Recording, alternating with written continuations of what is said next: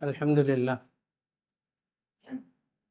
আল্লাহ রব্বুল আলমিনের দরবারে লাখো কোটি শুক্রিয়া, যিনি আমাদেরকে এই হজের মৌসুমে, হজের মাসে হজ সম্পর্কিত আলোচনার জন্যে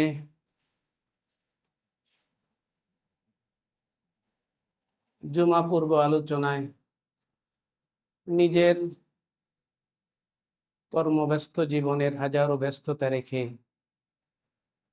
আগে আগে আসার জন্যে, বসার জন্যে কবুল করেছেন, তৌফিক দিয়েছেন। এই জন্য শুক্রিয়া আদায় করে বলি আলহামদুলিল্লাহ। হজের আলোচনায় কয়েকটি বিষয় গুরুত্ব দিয়ে মনে রাখা প্রয়োজন, যেগুলো পিছনে আলোচনা করেছি। আমি সারসংক্ষেপ আবারও বলি, এগুলো আমাদের জীবনের পাথেয়, ঈমানের অংশ। এগুলো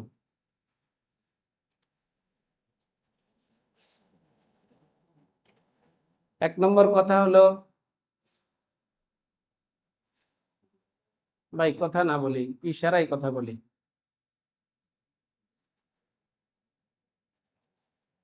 আসবে পরে, বসবে আগে, এগুলো নিয়ে হইচইটা বেশি হয়।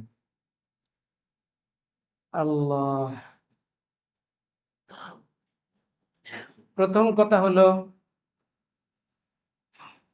ইসলামের যেই 5টি ভিত্তি বা বেনা, স্তম্ভ আলোচনা হয়েছে, এর মধ্যে প্রথম হলো শাহাদাতাইন, কালিমায়ে তয়্যিবা এর সাক্ষ্য দেওয়া। আশহাদু আল্লা ইলাহা ইল্লাল্লাহু ওয়া আশহাদু আন্না মুহাম্মাদান আবদুহু ওয়া রাসূলুহু। এই হাদিসে যে বিধানগুলো আলোচনা হয়েছে, এর ভিতরে এটা হলো আমাদের ঈমানের সাথে সম্পৃক্ত বিষয়, আকীদার সাথে সম্পৃক্ত বিষয়। আশহাদু আল্লা ইলাহা ইল্লাল্লাহ, এই কথা বলার অর্থ হলো আমার গোটা জীবন আল্লাহ তাআলার আনুগত্যের অধীনে আমি দিয়ে দিলাম। এই কথার স্বীকৃতি আল্লাহর সাথে আমি এই কথার ওয়াদা করতেছি আমার গোটা জীবন। এখানে কোনো একটা অংশ জীবনের আল্লাহর আনুগত্যের বাহিরে যাবে, সে মুসলিম হবে না, মুসলিম থাকবে না সে।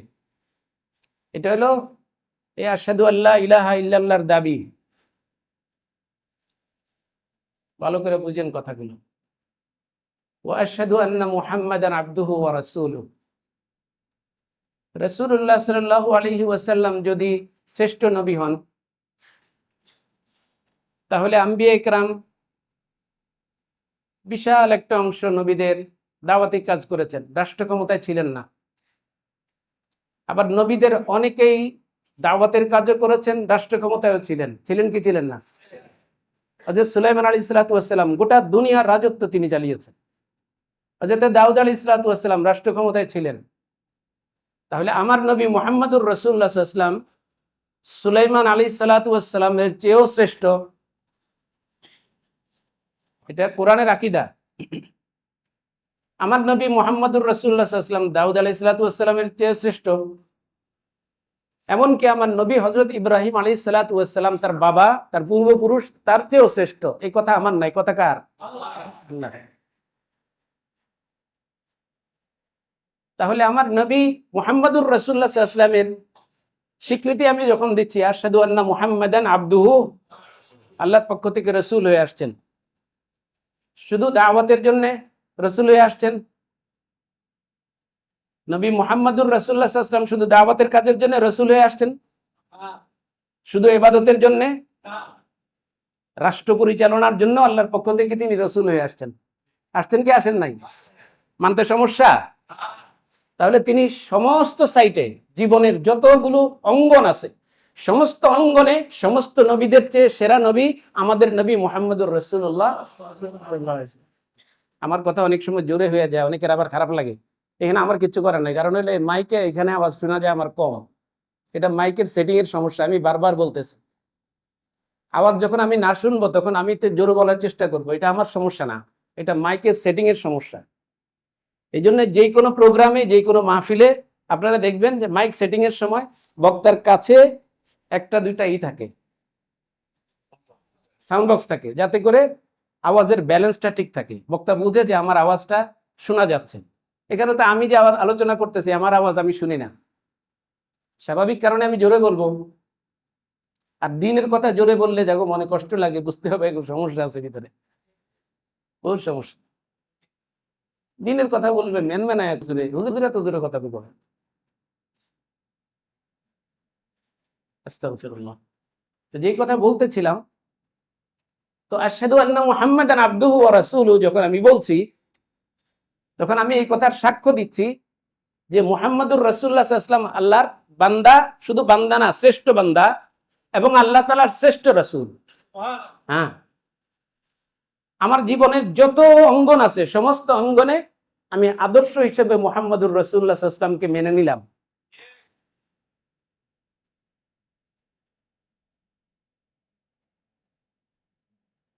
এটা হলো ইমানের, অর্থাৎ এই হাদিসের যে বিধান, এই বিধানের একটা সাইড, এটা আকীদার সাথে সম্পৃক্ত। এই বিশ্বাসের উপরে গোটা ইসলাম দাঁড়াবে, গোটা আপনার ইসলাম এটার উপরে দাঁড়াবে।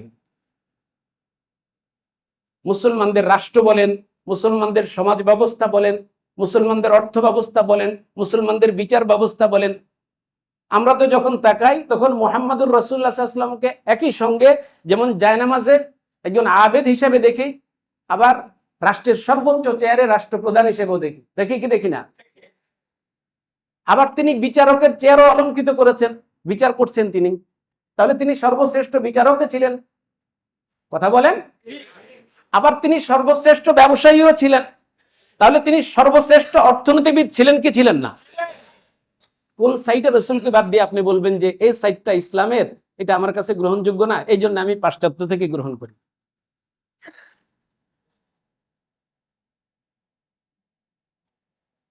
আল্লাহ, ইসলাম মুসলমানদের চেয়ে পাশ্চাত্য জগৎ অর্থনীতি বেশি বুঝছে। অর্থনীতি বেশি বুঝে ওরা করছে কি জানেন?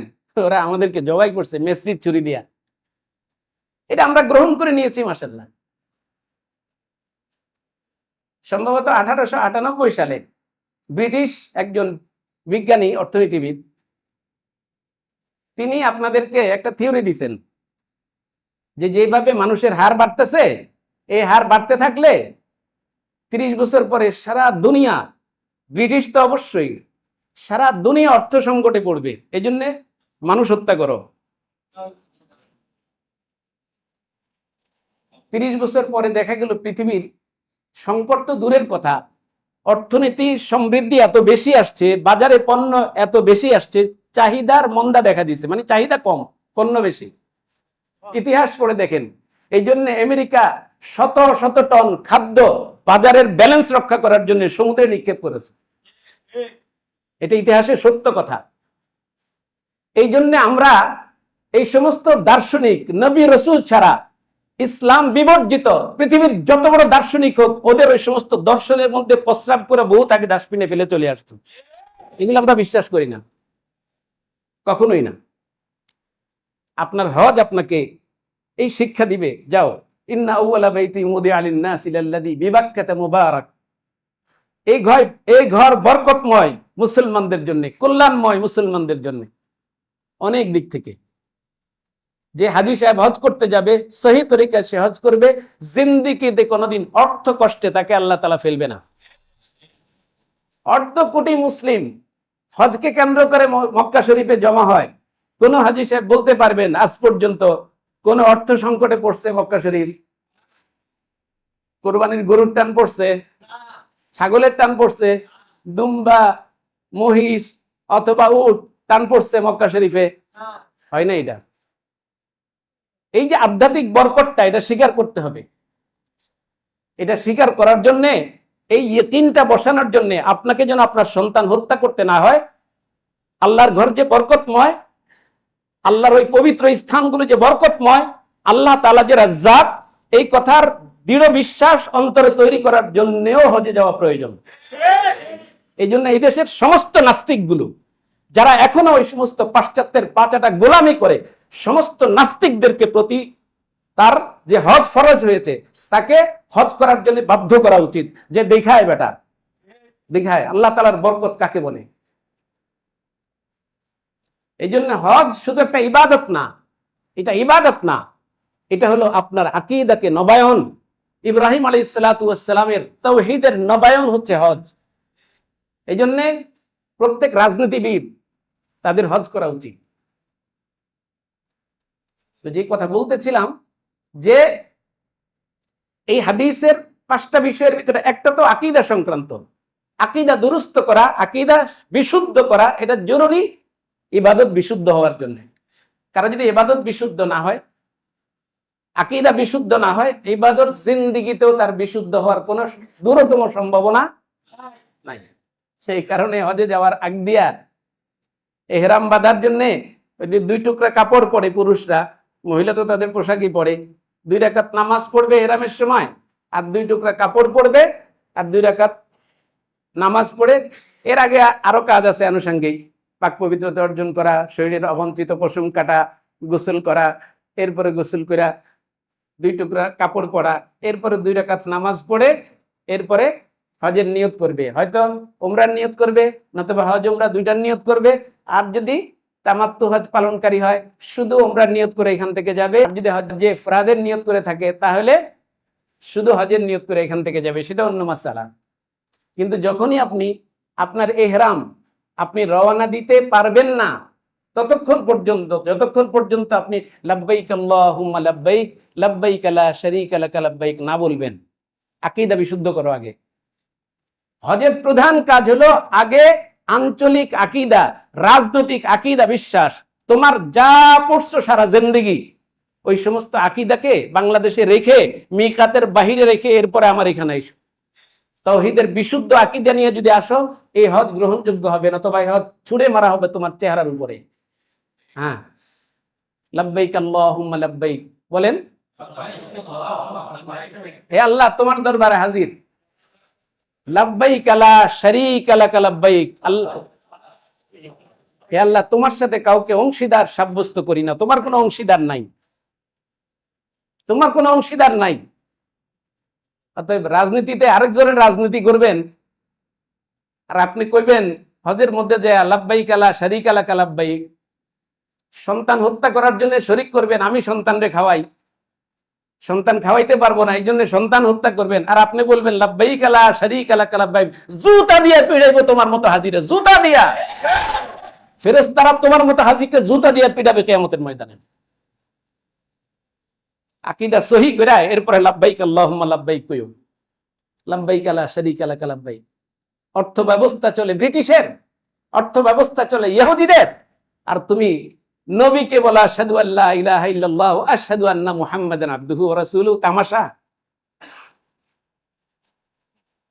এই জন্য ভাই হাত দিলে তো একেবারে গোড়ায় নাড়িতে হাত লাগে, করবো কি, কিচ্ছু করার নাই, নাড়িতে হাত লাগাইতে, হাত লাগলেই তো তখন চিৎকার দিয়ে ওঠে, হুজুরে এই সমস্ত কথা কয় কেন?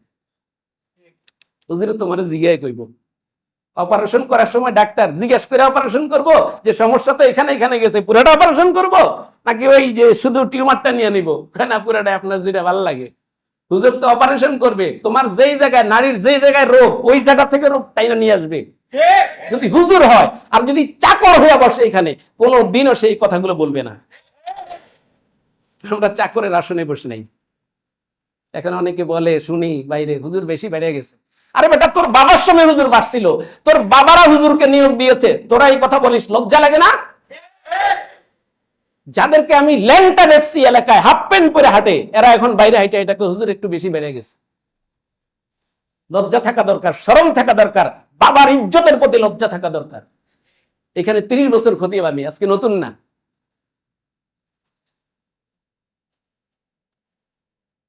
লজ্জা একটা গুরুত্বপূর্ণ জিনিস। আল হায়া শু'বাতুম মিনাল ঈমান, ইযা ফাতাকাল হায়া ফাফআল মা শি'ত। লজ্জা যদি চলে যায় কোনো জাতির, কোনো ব্যক্তির, যা ইচ্ছা তাই করতে পারে, তার কিচ্ছু করার ক্ষেত্রে কোনো বাধা থাকে না। লজ্জা হচ্ছে একটা বাধা, একটা দেয়াল, একটা পর্দা। তো আকীদা তো এটা। এরপরে ইবাদত বাকি চারটা নামাজ, রোজা, হজ, যাকাত। এই নামাজ, রোজা, হজ, যাকাত এগুলো এই আকীদারই বহিঃপ্রকাশ। ইন্নাল্লাযীনা আমানু ওয়া আমিলুস সালিহাত, ঈমান পূর্ণাঙ্গ হয় না আমলে সালেহ ছাড়া। এই ঈমানের বহিঃপ্রকাশই হলো আমলে সালেহ। আপনার প্রত্যেকটা আমলের ভিতরে ঈমানের বহিঃপ্রকাশ ঘটবে। আপনি যে স্বীকার করছেন যে আল্লাহ ছাড়া কোনো ইলাহ নাই, কারো আনুগত্য আপনি করবেন না, আপনার আমলের ভিতরে এটা প্রকাশিত হবে। আপনি মুহাম্মদুর রাসূলুল্লাহ সাল্লাল্লাহু আলাইহি ওয়াসাল্লামকে আদর্শ হিসেবে গ্রহণ করে নিয়েছেন, আপনার প্রত্যেকটা আমলে মুহাম্মদুর রাসূলুল্লাহ সাল্লাল্লাহু আলাইহি ওয়াসাল্লামের আদর্শ থাকতে হবে। নতুবা আপনি চরম মিথ্যাবাদী, ধোঁকাবাজ, প্রতারক। হ্যাঁ, প্রতারণা সংসদে দাঁড়ায়া করা যায়, আল্লাহর সাথে প্রতারণা করে ছাড় পাওয়া যাবে না। সংসদে দাঁড়ায়ও যারা প্রতারণা করে জাতির রক্তের সাথে, মনে রাখবেন এরাও ছাড় পাবে না, দুনিয়াতে ধরা খাবে, দুনিয়াতে ধরা খাবে। হ্যাঁ, জুলাই সনদ মানছি, সংস্কার মানছি, সব মানছি, কেন? শুধু শুধু নির্বাচনটা করার জন্য। নির্বাচনে আমরা ক্ষমতায় আসার জন্য, তোমাদের ক্ষমতায় আসার জন্য হাজার হাজার সন্তানরা রক্ত দিয়েছিল রাজপথে। নির্লজ্জ বেহায়া কোথাকার! এত বড় নির্লজ্জতা, এত বড় প্রতারণা! কোন রাজনীতিবিদ সংসদে দাঁড়িয়ে গোটা জাতির সামনে নিজের প্রতারণাকে প্রকাশ করা, গোটা বিশ্বের সামনে নিজের প্রতারণাকে প্রকাশ করে আবার পরের দিন রাজনীতি করবে, এটা দুইটা একসাথে হতে পারে না। তুই বেটা রাজনীতি থেকে ইস্তেফা দে তাড়াতাড়ি। আবু সুফিয়ানরা পর্যন্ত কাফের হওয়া সত্ত্বেও রাজনীতি করছে, প্রতারণা করে নাই, মিথ্যা বলে নাই, জাতির সঙ্গে ধোঁকাবাজি করে নাই। এই ধোঁকাবাজির রাজনীতির জন্য ছোট ছোট বাচ্চারা হাতে নাম লেখা তারপরে শহীদ হইতে গেছে। হ্যাঁ, অসভ্যতার একটা সীমা থাকা প্রয়োজন। এই দেশ পবিত্র ভূমি, এটা শাহজালালের পুণ্যভূমি, এটা এটা হাজী শরীয়তুল্লাহর পবিত্র ভূমি। এই দেশের মাটির নিচে লক্ষ লক্ষ শহীদরা, আউলিয়া ইকরাম শুয়ে আছে। এই দেশের রক্তের সাথে যে গাদ্দারি করা হয়, এই দেশ তোদেরকে ছুঁড়ে ফেলবে যেমন আগের সরকারকে ছুঁড়ে ফেলেছিল। হ্যাঁ, একটু সময় নাই, কথা হইলো এটা, একটু সময় নাই। এই জন্য সকলের চিন্তা করে আগানো উচিত, সকলের চিন্তা করে আগানো উচিত। ইবাদতকে আবার দুই ভাগে ভাগ করা হয়েছে, শারীরিক ইবাদত, আর্থিক ইবাদত। গত সপ্তাহে বলেছিলাম শারীরিক ইবাদত কি? নামাজ এবং রোজা। আর্থিক ইবাদত কি? যাকাত। হজ হলো শারীরিক এবং আর্থিক ইবাদতের সমষ্টি। গত সপ্তাহে মৌলিক একটা কথা বলেছিলাম, যারা হজ ফরজ কিন্তু জান নাই, আজ পর্যন্ত যারা হজ করেন নাই, তাদের জন্য কয়টা অপশন বলছি? তিনটা অপশন বলছি, ভালো করে মনে রাখেন। গত সপ্তাহে তিনটা অপশন বলছি। এক নাম্বার, ওই রাষ্ট্রীয় যে কাঠামো আছে, হজে যাওয়ার জন্য মুআল্লিম ফি দিতে হয়, এ দিতে হয়, সে দিতে হয়, এগুলো হলো একটা রাষ্ট্রের একটা বিধিবিধান। এই ছাড়াও হজে যাওয়ার বহু তরিকা আছে। আপনার ভিতরে যদি আখিরাতের ভয় থাকে, তাহলে আগামী বছর আপনি বাঁচবেন কিনা। আপনার উপরে যখন হজ ফরজ ছিল, হয়তো হজের খরচ তখন ছিল 50,000 টাকা, 1 লাখ টাকা। আপনি গড়িমসি করে হজ করেন নাই, এখন 10 লাখ টাকা হয়েছে। এখন হজ আপনার জন্য কঠিন না সহজ? অনেক কঠিন। আমি সুস্থ থাকবো কিনা আগামী 1 বছর পর্যন্ত নিশ্চয়তা আছে? বেঁচে থাকবো কিনা? তা আমি মারা গেলে আমি হয়তো ইহুদি হয়ে মারা যাব, নতুবা নাসারা হয়ে মারা যাব। আল্লাহ তাআলা আমার দিকে রহমতের দৃষ্টি দিয়ে তাকাবেন না। আল্লাহ বলবেন যে বান্দা, শারীরিক সুস্থতা কে দিছিল তোরে? আর্থিক সঙ্গতি কে দিয়েছে? এত কিছু দেওয়ার পরে আমার ঘরটা জিয়ারত করতে মন চাইল না। এই জন্য গত সপ্তাহে বলেছিলাম মৌলিক তিনটা কথা, পুরো আলোচনার সার নির্যাস। এক, যাদের হজ ফরজ হয়েছে কিন্তু করে নাই, তার আখিরাতের প্রতি যদি বিশ্বাস থাকে, জাহান্নামের শাস্তির প্রতি বিশ্বাস থাকে, কবরের আযাবের প্রতি যদি বিশ্বাস থাকে, এখনই চলে যাওয়া উচিত, যে কোনো ভাবে, যে কোনো ভাবে, যে আপনি হজ করে ফেলান। হজ তো প্রথম সপ্তাহে আলোচনায় বলছে, হজ তো একবারে সিম্পল একটা জিনিস, এত কঠিন জিনিস না। বাকি মাসলা মাসাইল আপনার জানা থাকতে হবে। মাত্র 5 দিন হজ। কয়দিন?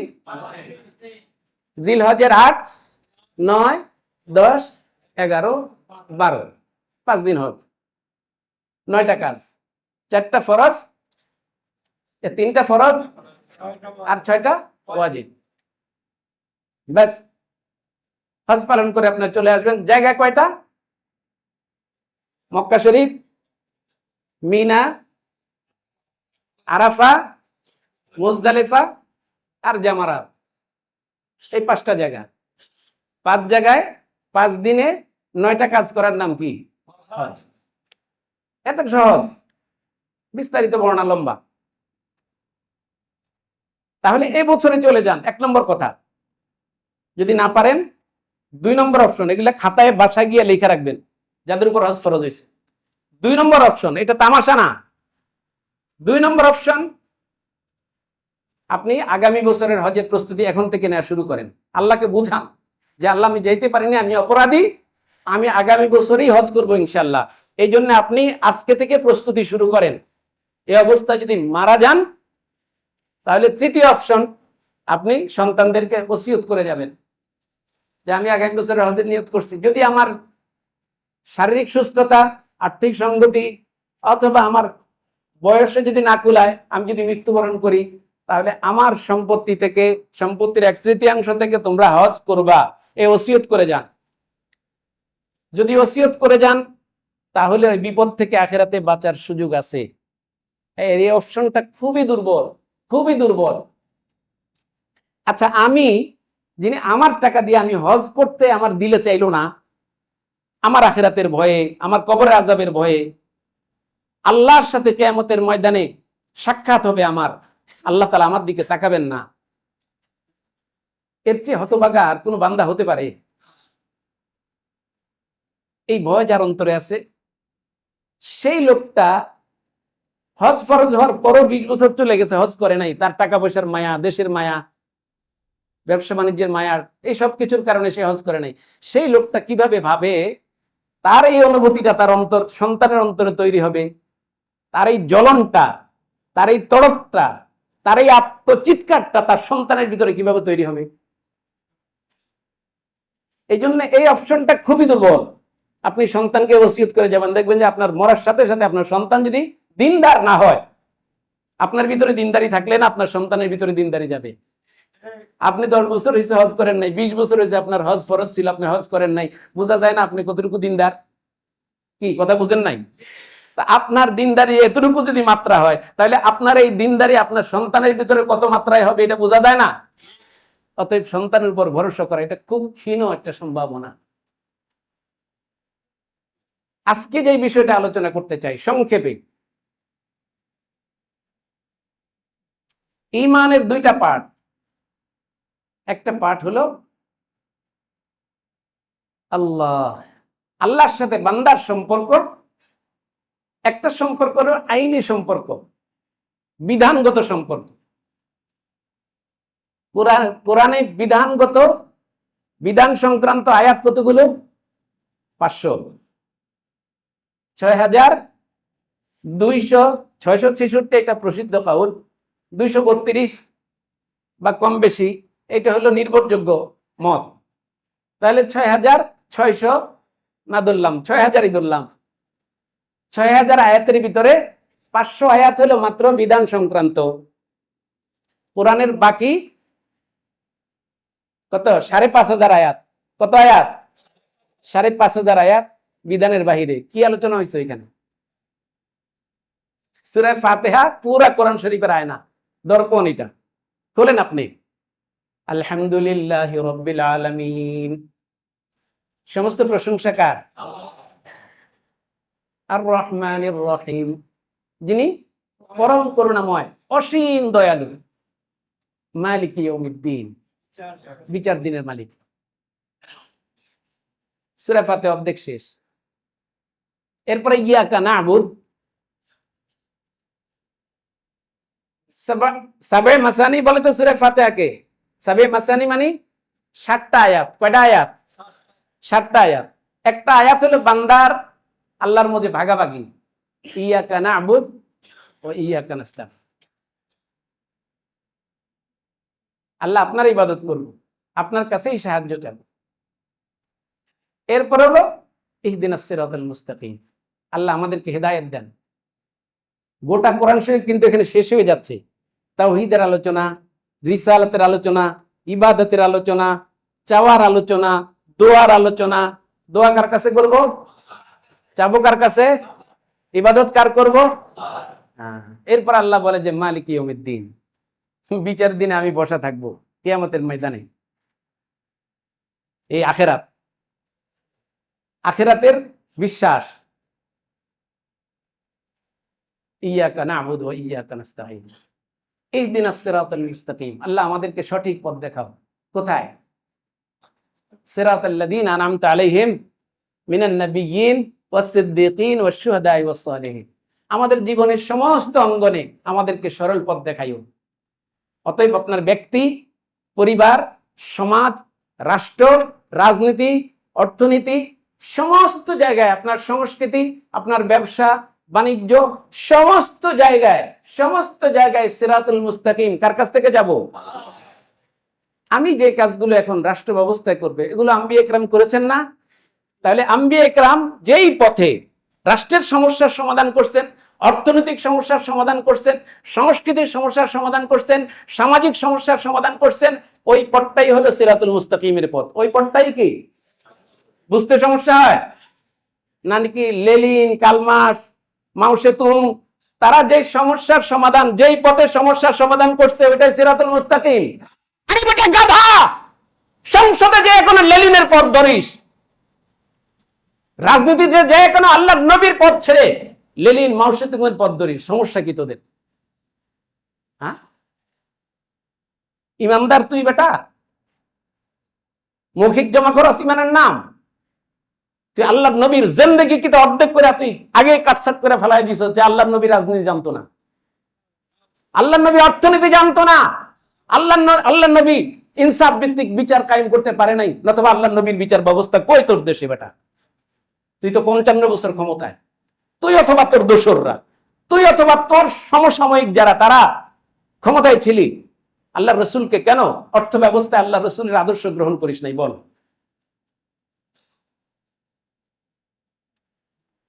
এই জন্য এত সোজা না ভাই, এত সোজা না ইসলাম। তো সেই জন্যে আল্লাহ, আজকের যে আলোচনাটা, সেটা হলো আল্লাহর সাথে আমাদের সম্পর্ক দুই ধরনের। আল্লাহর সাথে আমাদের সম্পর্ক আইনি সম্পর্ক নয়, শুধু আইনি সম্পর্ক নয়, আল্লাহর সাথে আমাদের সম্পর্ক প্রেমময় সম্পর্ক। দুইটা সম্পর্ক, আইন এবং ভালোবাসা, এই দুইটা ছাড়া কোনো সংসার চলে না, কোনো সমাজ চলে না, কোনো রাষ্ট্র চলে না। এটা ইসলামের উসুল এবং মূলনীতি। আল্লাহ তাআলা নিজে হাদিস শরীফে, হাদিসে কুদসিতে আছে, ইন্না রাহমাতি সাবাকাত গাযাবি, আমার দয়া, আমার মায়া, আমার ভালোবাসা, আমার গজব, আমার রাগ ক্রোধের উপরে প্রাধান্য পেয়েছে বলেই তোমরা বেনামাজি হয়েও খাওয়ান পাও সময় মতো। তোমরা আমার আইন লঙ্ঘন করা সত্ত্বেও তোমাদেরকে আমি রিজিক দান করি আসমান থেকে। তুমি আমার কোরআনের বিরুদ্ধে কথা বলো, তারপরে তোমার খাবার আমি বন্ধ করি নাই। ইন্না রাহমাতি সাবাকাত গাযাবি, আমার রাগ ক্রোধ যদি প্রবল হইতো, আমার দয়া মায়া প্রেম ভালোবাসা আদর সোহাগের উপরে, তাহলে তোর মতো কুলাঙ্গার এক ঢোক পানিও পাইতো না এই জমিন থেকে, এক ঢোক পানিও পাইতো। আল্লাহ তাআলার এই মায়া, আল্লাহ তাআলার এই দয়া, আল্লাহ তাআলার এই করুণার প্রতি বিজ্ঞানগুলি প্রদর্শন করো মিয়া, এটাকে ভুল ব্যাখ্যা করো। কোন মুসলমান লেখা রাখেন, কোন মুসলমান আল্লাহর বিধান ছাড়া সমাজ পরিচালনা করতে পারে না। নাকি এটা পাকিস্তান কইছে দেখা অথবা জামাতে ইসলাম কইছে দেখে বাস এটা গ্রহণ করা যাইব না। জামাতে ইসলাম নামাজ পড়ে, এই জন্য কেউ নামাজ পড়তে পারবো না, এটা রাজাকারী কথা। জামাতে ইসলাম ইসলামী ব্যাংকের কথা বলে, এই জন্য ইসলামী ব্যাংকিং এর কথা বলা যাবে না সংসদে, এটা রাজাকারদের কথা। কথা বলেন, এটাই তো চলছে এই সমাজে। এই রাষ্ট্রে তো এটাই চলছে। কোন ব্যক্তি, কোন দল, সে ইসলামের ভুলভ্রান্তি থাকতে পারে, হাজারো ভুলভ্রান্তি তাদের আছে, জামাতের থাকতে পারে, খেলাফত আন্দোলনে থাকতে পারে, খেলাফত মজলিসে থাকতে পারে, ইসলামী আন্দোলনে থাকতে পারে। তারা তো আপনার আমার মতোই মানুষ, নাকি বাহির থেকে আসছে? আপনার আমার মতো মানুষ, হাজারো ভুল থাকতে পারে, কিন্তু তাদের আদর্শ এটা যদি কোরআন সুন্নাহর সাথে সাংঘর্ষিক না হয়, কোরআন সুন্নাহ সমর্থিত হয়, তাহলে তাদের আদর্শকে কেন প্রত্যাখ্যান করবা? কেন তুচ্ছ-তাচ্ছিল্য করবা? হ্যাঁ, ওই তুচ্ছ-তাচ্ছিল্য করতে করতে তো জাহান্নামের পথে হাঁটবা। আমি ব্যক্তিগতভাবে রাজনৈতিক কোন দল করি না, কোন সাইনবোর্ড সর্বস্ব দল আমি করি না, হাকিকত এটা। কিন্তু যার যেটা ভালো এটাকে আমি সমর্থন করি, পারলে আমি সহযোগিতাও করি। এটা একজন আলেম হিসেবে আমার জিম্মাদারি। তোমার খারাপ লাগুক ভালো লাগুক, এই তাআসসুব এটা একজন আলেমের থাকা উচিত না। যেমন দল করে এই জন্য এটা ভালো হইলো আমি এটা বিরোধিতা করলাম, না, এটা একজন আলেম পারে না। কোরআনের একটা বিধান আমার এক ভাই বাস্তবায়ন করতে সমাজে চাইতেছে, আমি তাকে সহযোগিতা করব। হাদিস সুন্নাহর একটা বিধান আমি পারতেছি না, আমার আরেক ভাই করতেছে, আমি তাকে এই জগতে সহযোগিতা করব। তাহলে আমি এই কাজটা না করলেও শুধু সমর্থনের কারণে, সহযোগিতার কারণে পরিপূর্ণ দ্বীনের উপরে আমলকারী হিসেবে আমি কিয়ামতের ময়দানে দাঁড়াতে পারব। আমি এই কথা আপনাদের সামনে বহুবার বলেছি। দাওয়াত তাবলীগের কাজ আর রাজনৈতিক রাষ্ট্র গঠনের কাজ দুইটা আমাদের দেশে দুইটা অঙ্গনের লোক করে না। ইলিয়াস রহমতুল্লাহ আলাইহি দাওয়াত তাবলীগের পুরোধা পুরুষ। মাওলানা আবুল আলা মওদুদী সাহেব এই দেশের রাজনৈতিক ধারার একজন পুরোধা পুরুষ। ওনার হাজারো ভুল আছে মাসলার ভিতরে, এগুলো আমরা ভুল আলোচনা করি, আলোচনার জায়গায় আলোচনা। দুইজন একসাথে হলেন হজে, হজ করতে গেলেন আবুল আলা মওদুদী সাহেব, হজ করতে গেলেন ইলিয়াস রহমতুল্লাহ আলাইহি। আমাদের বড়দের আদর্শ দেখেন, বিদ্বেষী মনোভাব নিয়ে ইসলাম প্রতিষ্ঠিত হয় না। এদেশে জামাত যারা করে আমাদের ভাই না, তাবলীগ যারা করে আমাদের ভাই না, একই মুসলমানদের সন্তান না, এরা মুসলিম উম্মার সন্তান না। মাওলানা মওদুদী রহমতুল্লাহ আলাইহি শুনছেন ইলিয়াস রহমতুল্লাহ আলাইহি হজে গেছেন, ওনাকে ওনার থেকে বাসা থেকে নিজে গাড়ি দিয়ে ওনার বাসায় আনছে, এনে খাওয়াইছে, দাওয়াত টাওয়াত খাওয়াইয়া ওনাকে বিদায় দেওয়ার সময় ওনাকে হাদিয়াটা দিয়া বিদায় দেওয়ার সময় মওদুদী সাহেবের একজন কি জানে বলে খাদেম খুব রাগ হুজুর, আমরা ইসলামী আন্দোলন করি, জিহাদের কাজ করি, ওনারা জিহাদের কাজ করেন না, দাওয়াতের কাজ করেন, আপনি ওনাকে এত সম্মান করলেন, এমনি তো অনেক সমালোচনা ওনাদের করেন। তখন খাদেমের এইভাবে কাঁধে দুই হাত দিয়া মাওলানা মওদুদী সাহেব রহমতুল্লাহ আলাইহি এভাবে কাঁধে দুই হাত দিয়া বলে যে, বাবা, আমি ইসলামী আন্দোলনের কাজ করি, আমি জিহাদের কাজ করি, এই আল্লাহর বান্দা দাওয়াতের কাজ করে, আমি জানি না কিয়ামতের ময়দানে ওনার কাজটা আল্লাহর কাছে গ্রহণযোগ্য বেশি না আমার কাজটা গ্রহণযোগ্য বেশি। যদি বাই চান্স মাওলানা ইলিয়াস রহমতুল্লাহ আলাইহির কাজটা যদি আল্লাহর কাছে গ্রহণযোগ্যতা পেয়ে যায়, আমারটা যদি গ্রহণযোগ্যতা না পায়, তাহলে আমি আল্লাহকে বলবো, আল্লাহ, ইলিয়াসকে আমি ভালোবাসতাম, ইলিয়াস রহমতুল্লাহ আলাইহিকে আমি ভালোবাসতাম, এই উসিলায় আমি পার পেয়ে যেতে পারি। যদি আজকে আমাদের সংসদে কি হইতেছে, শুধু বিভাজন তৈরি করার চেষ্টা হচ্ছে, শুধু শত্রু বানানোর চেষ্টা হচ্ছে, শুধু গন্ডগোল চলছে, দেশ গড়ার কোনো চিন্তা নাই, জাতির দরদ নাই। এই জন্য যারা বলে আবেগ দিয়ে রাষ্ট্র গঠন হয় না, তাদেরকে বলতে চাই, আবেগ ছাড়া রাষ্ট্র না, সমাজ, রাষ্ট্র, পৃথিবী আবেগ ছাড়া হতে পারে না, হতে পারে না, হতে পারে না। এটা আল্লাহর কথা বেটা। সূরা ফাতিহা 7 আয়াতের একটা সূরা, এর ভিতরেও আল্লাহ তাআলা আবেগের কথা আনছেন, ভালোবাসার কথা আনছেন, মুহাব্বতের কথা আনছেন। আর রহমানির রহিম, মালিক ইয়াউমিদ্দিন। আমি দয়াময়, দয়া, মায়া, মমতা, মমত্ববোধ যদি না থাকে, তাহলে এই দেশে আবার রাষ্ট্রীয়ভাবে গুম, খুন, হত্যা আবার ফিরে আসবে। এই জন্য তোমরা গুম কমিশন বাদ দাও। যেই দল করুক, গুম কমিশন বাদ দিয়ে এই দেশে যদি তাদের দ্বারা আবার গুম ফিরে আসে, আবার খুন ফিরে আসে, অন্যায় হত্যা ফিরে আসে, এদেশের মসজিদ থেকে তাদের বিরুদ্ধে জিহাদের ডাক হবে। হ্যাঁ, জিহাদের ডাক হবে তাদের বিরুদ্ধে, যেই দলই হোক। দেশের কচি কচি শিশুদের রক্ত আমরা দেখেছি রাজপথে, মাথার গেলু দেখেছি বাংলা মোটরে, অন্যায় ভাবে আমার ছোট ছোট বাচ্চাদের মাথার গেলু রাস্তায় পড়েছিল। তোমরা বিদেশে থাকছো, তোমরা জানো এই রক্তের মূল্য কত, এই গিলুর মূল্য কত।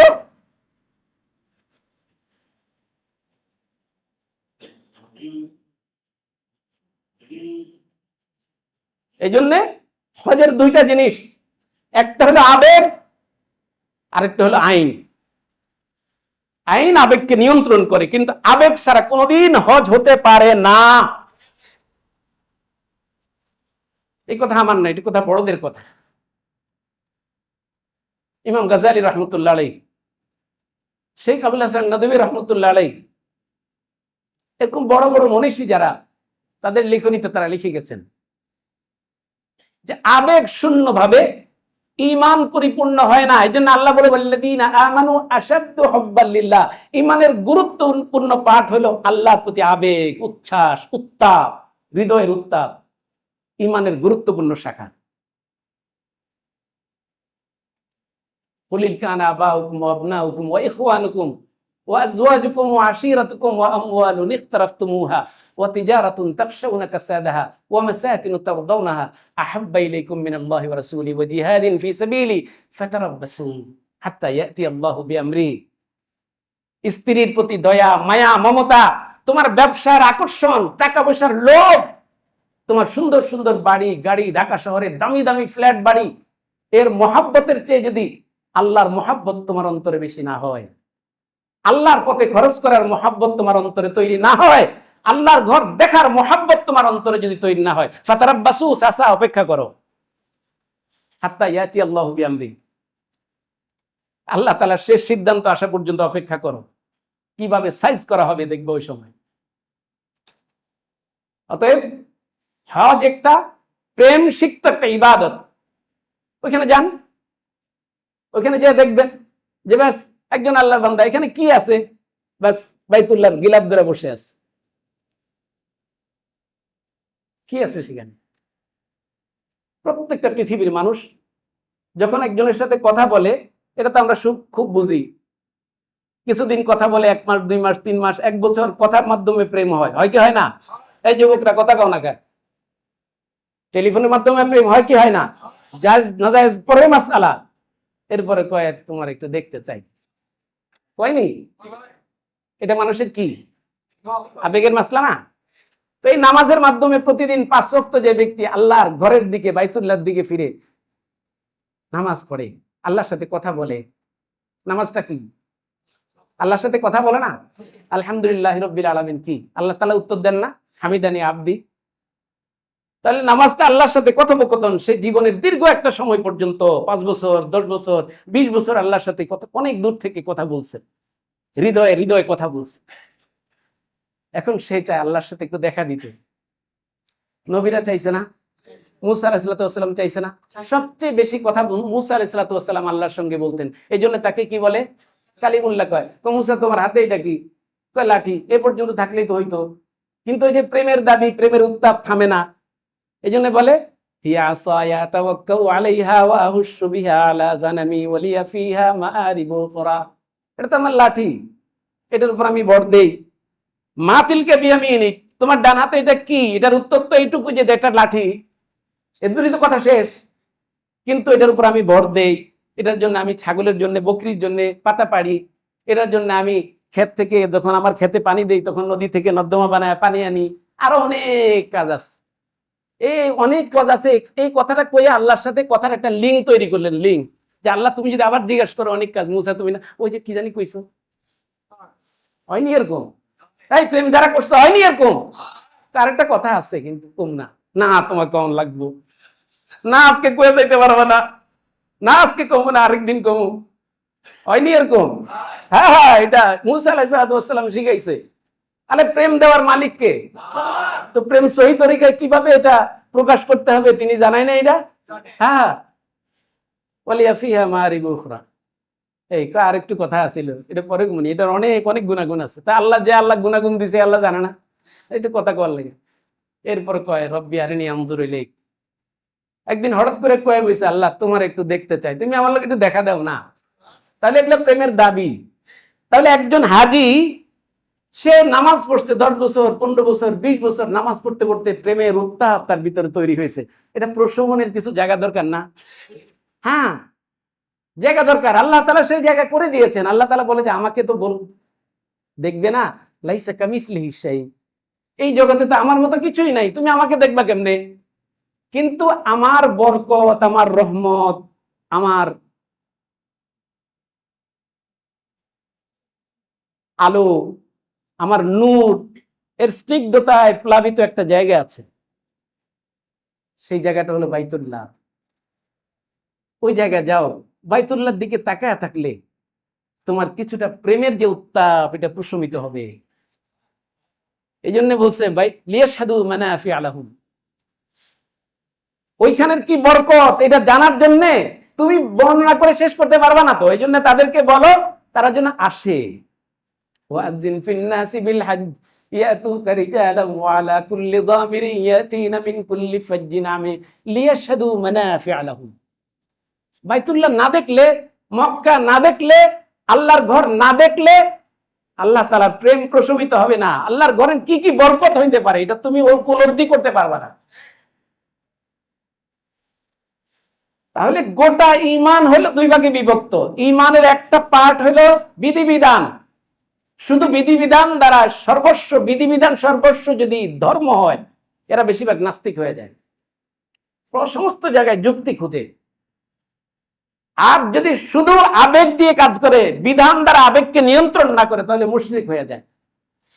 আল্লাহ তোরে পাইলে তোর চুলগুলা আশ্রয় দিতাম রে, আল্লাহ তোরে পাইলে সুন্দর লাল টুকটুকে একটা শাড়ি পরায় দিতাম। কারণ তার মনের ভিতরে আকাঙ্ক্ষ তো এরকমই যে একটা সুন্দরী বউ পাইলে বউকে সুন্দর করে সাজা টাজা চুল আশ্রয় দিয়া সে দেখছে যে লাল টুকটুকা শাড়ি পরায়া পালকিতে করে নেয়। এটা হলো একজন নারীর প্রতি পুরুষের সর্বোচ্চ শ্রদ্ধা, সর্বোচ্চ ভালোবাসার প্রকাশ। তো সে আল্লাহর সামনে ভালোবাসার প্রকাশ আর কিভাবে করবে? তো সে দেখছে সামাজিক ভাবে সমাজ থেকে এটা গ্রহণ করছে, আল্লাহ তোরে যদি পাইতাম তাহলে একটা লাল টুকটুকে শাড়ি পরাইতাম। এটা শিরিক না? এই জন্য আল্লাহ আগে বলেছে লাইসা কামিসলিহি শাই, খবরদার তোমার সমাজ, তোমার রাষ্ট্রের, তোমার পারিপার্শ্বিক কোন অবস্থার উপরে আমাকে কিয়াস করো না। তবে তোমার আবেগ আছে, এই কথাকে বিশ্বাস করি। তোমার আবেগ আমি সৃষ্টি করেছি, তোমার প্রেম, ভালোবাসা, সোহাগ এটা আমি সৃষ্টি করেছি। এই জন্য আমি কোরআনে বলেছি ওয়াল্লাযীনা আমানু আশাদ্দু হুব্বান লিল্লাহ, ঈমানদার তো সেই হবে পৃথিবীর সমস্ত কিছুর চেয়ে তার আল্লাহর ভালোবাসা তার অন্তরে সর্বাধিক হবে, সবচেয়ে বেশি হবে। এই ভালোবাসা প্রশমিত করতে গেলে তোমাকে বাইতুল্লাহর গিলাফ ধরে পড়ে থাকতে হবে। এখানে অনেকক্ষণ বাইতুল্লাহর গিলাফ ধরে বসে আছে। হাজর আসওয়াদের পাশে, বাইতুল্লাহর দরজার পাশে মুলতাজিম ধরে বসে আছে। জিজ্ঞাসা করেন সে কেন বসে আছে? এখন এই আবেগ অনেক মানুষেরই থাকে না। অনেক মানুষের মেজাজ, তবিয়ত, স্বভাব শুষ্ক, রুক্ষ, সূক্ষ্ম থাকে কি থাকে না? পৃথিবীর জমিন যেরকম, এক এলাকায় গেলেন যে আর্দ্র, একেবারে পা দিলে রাইবা যায়। বাংলাদেশের জমিন তো বেশিরভাগ এরকমই নাকি? সৌদি আরবে গিয়া দেখবেন যে রুক্ষ, খুষ্ক, শুষ্ক আবহাওয়া। ঠিক এই জমিন থেকে যে মানুষ সৃষ্টি হয়, মানুষের এইরকম দুই রকম স্বভাব থাকে। অনেক আছে এমনি জন্মগতভাবে তার ভিতরে আবেগ। সে যখন হেরাম শরীফের দিকে যাচ্ছে যাচ্ছে যাচ্ছে, যখন মক্কার পাহাড়গুলো দূর থেকে তার নজরে পড়তেছে, তার চোখ থেকে ঝরঝর করে পানি পড়ে। আর এর উপরে আমার নবী উঠছিল, ওই যে হেরার পাহাড় দেখা যায়। তার আবেগ, জন্মগত আবেগ তাকে হজের কাজগুলো সহজ করে দিচ্ছে, হজের কবুলিয়তের কাছাকাছি নিয়ে যাচ্ছে। আরেকজনের জন্মগত আবেগ আবেগ নাই, সে গল্প করতে করতে যাইতেছে, সে এটাকে একটা দর্শনীয় স্থান হিসেবে ধরে নিছে। আমাদের হাজী সাহেব যারা আমাদের একসঙ্গে গাড়িতে থাকতেন, দুই ধরনের হাজী সাহেবকে আমরা দেখেছি কি দেখি নাই? গল্প করতেছে, কোনো ফিলিংস নাই, অনুভূতি নাই কোনো। হজের জন্য আবেগ গুরুত্বপূর্ণ বিষয়। আল্লাহ রাসূলের রওজা দেখার জন্য যাচ্ছে। আল্লাহু আকবার। যাদের ভিতরে সেই আবেগ আছে, মদিনার দিকে যখন গাড়ি চলছে তার চোখ থেকে ঝরঝর করে পানি পড়তেছে, সে দুরূদ শরীফ পড়তেছে যে রাসূলের কারণে হজ পাইলাম, নামাজ পাইলাম, রোজা পাইলাম, আল্লাহকে চিনলাম, ওই রসুলের কাছে যাইতেছি। যে ব্যক্তি রসুলকে সালাম দিবে দুনিয়াতে জীবদ্দশায়, সরাসরি রাসূলুল্লাহ সাল্লাল্লাহু আলাইহি ওয়াসাল্লামের সালাম নিবে রওজা থেকে, এই সুযোগ আজকে আমি লাভ করতে যাইতেছি। এই অনুভূতি তার হৃদয়কে গলিয়ে দেয়। এই গলা হৃদয় নিয়ে যখন সে চোখের পানি, উত্তপ্ত পানি যখন টপ টপ করে তার গাল বেয়ে পড়ে, তার হজ কবুল হয়ে যায়। আল্লাহ নরম দিলওয়ালাকে পছন্দ করে। এখন বলবেন যে হুজুর, যাদের হৃদয় নরম না তাদের কি করা? ওই যে আমরা গত এক বছরে লম্বা সময় আল্লাহ তাআলার সিফাতি নামগুলো নিয়ে আলোচনা করছি না? আল্লাহ তাআলা কি কি কাজ করেন, আল্লাহ তাআলার পরিচয় জানা খুবই জরুরি। আল্লাহ তাআলার কি কি নাম, কি কি মায়া, কি কি দয়া আমাদের উপরে আছে, এই সংক্রান্ত কিতাবগুলো পড়েন। হৃদয়ে আল্লাহ সম্পর্কে প্রেম তৈরি হবে, ভালোবাসা তৈরি হবে। নামাজে খাড়ায়া যখন এই কোরআনের এই আয়াতগুলো আপনি পড়তে থাকবেন, তখন টপ টপ করে চোখ থেকে পানি ঝরবে। আখিরাতের জাহান্নামের আযাবের ভয়ে, কবরের আযাবের ভয়ে যেই চোখ থেকে পানি পড়ে, পানি পড়ার সাথে সাথে ওই চোখ জাহান্নামের আগুনের স্পর্শ করা হারাম হয়ে যায় ভাই, হারাম হয়ে যায়, হারাম হয়ে যায়। এই জন্য ওই যে একদিন আপনাদেরকে বলেছি যে আমার এই জিন্দেগি 40, 50, 60, 70 বছর আমার এই জিন্দেগি পার হয়ে গেছে। আপনার পকেটের মোবাইলটা তো নষ্ট হয়ে গেল, আপনি ফেলে দিবেন, নতুন আরেকটা মোবাইল তো মার্কেট থেকে কিনবেন। কিন্তু আপনার এই 70, 80 বছরের জিন্দেগি, এটাকে যে আকাম কুকাম করে আমি আপনি নষ্ট করলাম, একদিনের জন্য কি অনুশোচনা আসে না? আল্লাহ, নতুন একটা জীবন যদি পাইতাম, আসে কল্পনায় নতুন করে সাজাইতাম। আমার মা তো আমাকে অপরাধী করে জন্ম দেয় নাই, আমার বাবা তো আমাকে অপরাধী করে জন্ম দেয় নাই, আল্লাহ তাআলা তো আমাকে মাসুম করে দুনিয়াতে পাঠিয়েছেন। আমি আমার কর্মদোষী তো আমাকে নিজেকে অপরাধী বানিয়েছি। আল্লাহ, এই জীবনটা কিয়ামতের ময়দানে জীবনটার পিছনের দিকে তাকাইলে তো নিজেরই ঘৃণা আসবে। মালি হাদাল কিতাবি লা ইউগাদির সগীরাতান ওয়ালা কাবীরাতান ইল্লা আহসাহা ওয়া ওয়াজাদু মা আমিলু হাদিরা ওয়ালা ইয়াজলিমু রাব্বুকা আহাদা। ওই ব্যক্তি যার অনুশোচনা আসছে 70 বছরের মাথায় দাঁড়ায়া, 60 বছরের মাথায় দাঁড়ায়া, আল্লাহ বলে, বান্দা, এই জীবন তো তুই মার্কেট থেকে কিনতে পারবি না, আমি একটা সুযোগ তোরে করে দিলাম। মান হাজ্জা লিল্লাহ, যে আল্লাহর সন্তুষ্টির জন্য, আল্লাহকে ভালোবেসে যে হজ করবে, ফালাম ইয়ারফুস ওয়ালাম ইয়াফসুক, সে ব্যক্তি কোনো অশ্লীল কথাবার্তা বলবে না, ঝগড়া বিবাদ করবে না, এইভাবে বিধান মেনে আল্লাহ তাআলার ওই আবেগ উচ্ছ্বাস নিয়ে সে হজ করবে। রাজা কায়াউমিন ওয়ালাদাতু উম্মুহু, একা একা জায়নামাজে বসে কল্পনা করেছিলে, আল্লাহ, নতুন একটা জীবন যদি পাইতাম শৈশব থেকে, যেভাবে আমার মা আমাকে জন্ম দিয়েছিল। আল্লাহ বলে যে তোর ওই আশাটাও আমি পুরা করছি বান্দা। হাজী সাহেব, ওই আবেগ নিয়ে আয় বাংলাদেশ থেকে, আমি তোর জীবনটাকে ওই যে প্রথম দিন তোর মা যেভাবে তোকে নিষ্পাপ ভাবে দুনিয়াতে জমিনে ফেলেছিল, তোকে আমি ওইভাবে তোর দেশে আমি ফেলে দিব। হ্যাঁ, আর কি করতো, আর কি মায়া চান আল্লাহর কাছ থেকে, আর কি দয়া, আর কি করুণা চান আল্লাহর কাছ থেকে। এই সুযোগটা বান্দা হাতছাড়া করেন না। এই জন্য আবেগ তৈরি করার জন্য কোরআনের ওই সকল আয়াতগুলো পড়েন যেখানে আল্লাহ তাআলার সিফাত বয়ান করা হয়েছে। জাজবুল কুলুব একটা কিতাব আছে, ফাজাইল আমাল একটা কিতাব আছে, এরকম অসংখ্য কিতাব আছে যে কিতাবগুলো পড়লে আল্লাহর প্রেম অন্তরে তৈরি হবে। আপনার হৃদয় খুশক হতে পারে, শুষ্ক হতে পারে, কিন্তু এই বিষয়গুলো যখন আপনি পড়বেন, আপনার হৃদয়ে প্রেম ভালোবাসা আসবে। এই প্রেম ভালোবাসার টানে আপনাকে হজে নিয়ে চলে যাবে আল্লাহ। আপনি কল্পনাও করতে পারবেন না, টের পাইবেন না আপনি কিভাবে আপনি হজে চলে গেছেন। আল্লাহর ভালোবাসা আল্লাহ তাআলা আমাদের অন্তরে দান করুন। ওয়া আখিরু দাওয়ানা আলহামদুলিল্লাহি রাব্বিল আলামিন।